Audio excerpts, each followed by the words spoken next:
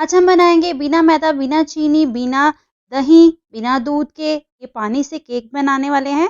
और अगर आप इसको एक बार बनाओगे तो आपको ढेर सारे ऑर्डर्स मिलेंगे इसके, ये इतना ज़्यादा टेस्टी होता है।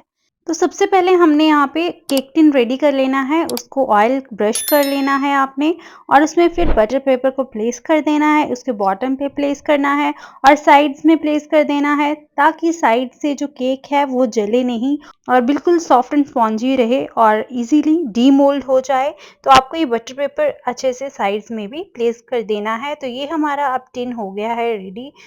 तो इसके लिए सबसे पहले हम गुड़ का यूज़ करेंगे। तो गुड़ पाउडर लिया है मैंने, इसको जैगरी पाउडर बोलते हैं, मार्केट में इजीली मिल जाता है। अगर आपके पास गुड़ है तो आप उसको पीस लें। ये मैंने 3/4 कप लिया है। तो अगर आपको मीठा कम पसंद है तो आप इसको आधा कप भी कर सकते हैं, ठीक है। तो अब हमने इसमें डालना है पानी। तो पानी भी हमें उतना ही डालना है जितना हमने गुड़ लिया है।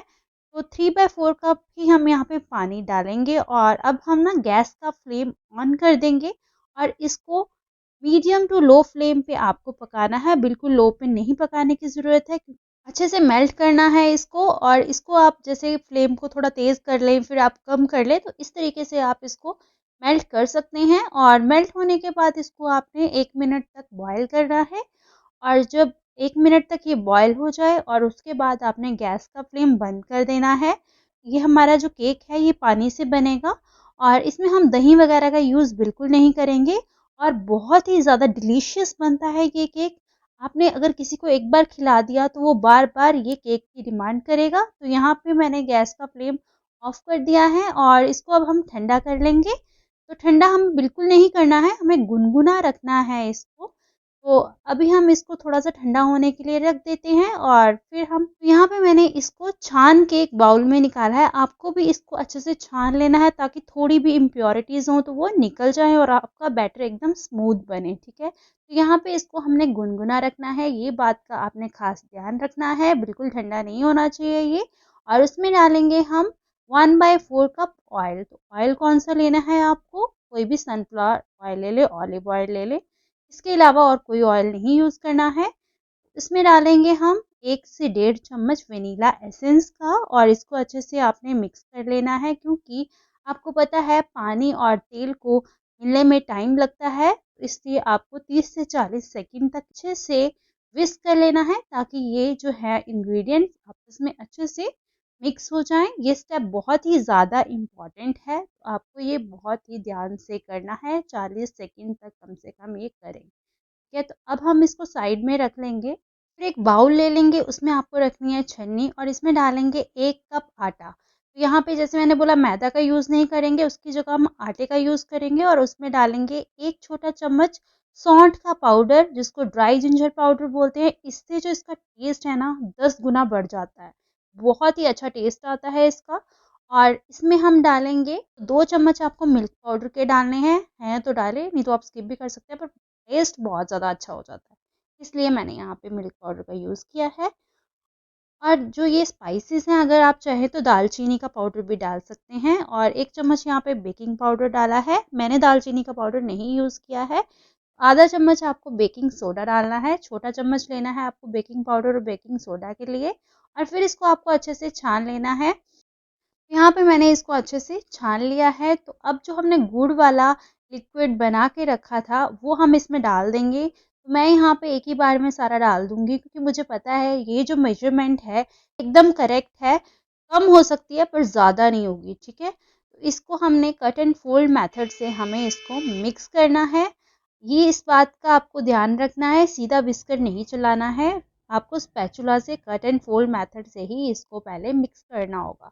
और जो ये बैटर होता है ना आटे वाला, ये जो है मैदे वाले बैटर से थोड़ा सा गाढ़ा होता है, ठीक है। जितना हमें केक के लिए मैदे वाला बैटर चाहिए उससे गाढ़ा हमें आटे वाला बैटर चाहिए होता है। तो ये मत सोचना कि हमने ये भी पतला कर देना है। तो इसमें मैं डालूंगी थोड़ा सा दूध।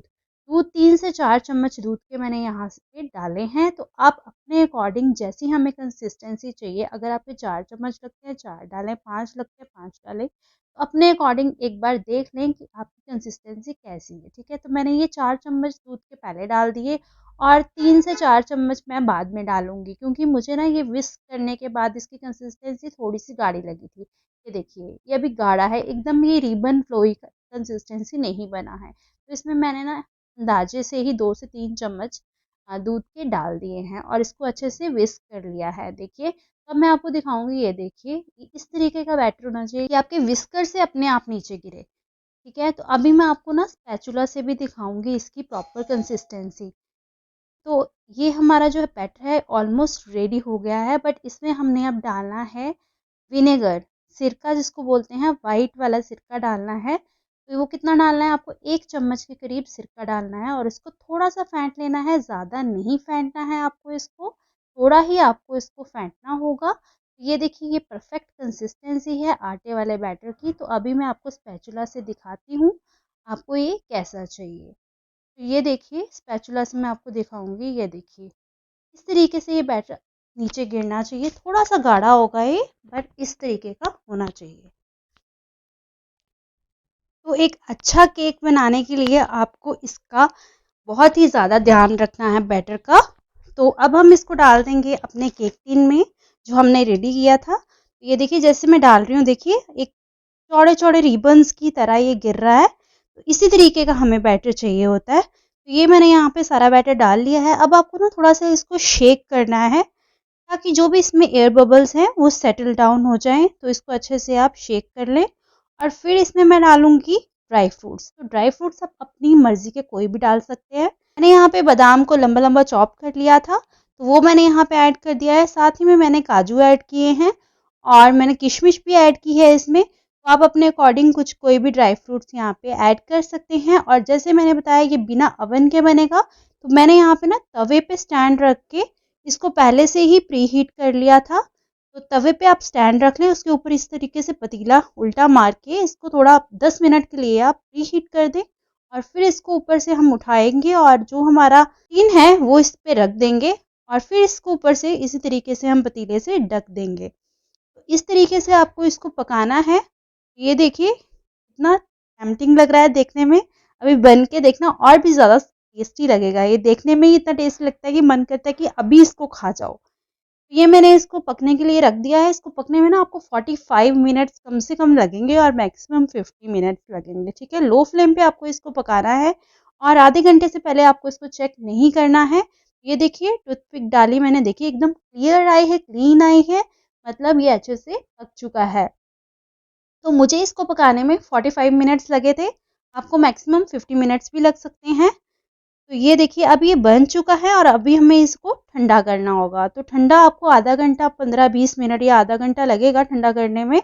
और फिर आपको इसको डीमोल्ड करना है। तो ये देखिए, बटर पेपर अपने आप ही निकल जा रहा है, मतलब ये बहुत ही अच्छे से पक चुका है। और मैं आपको अभी निकाल के दिखाऊंगी, इसका बेस देखना आप कितने अच्छे से पका है।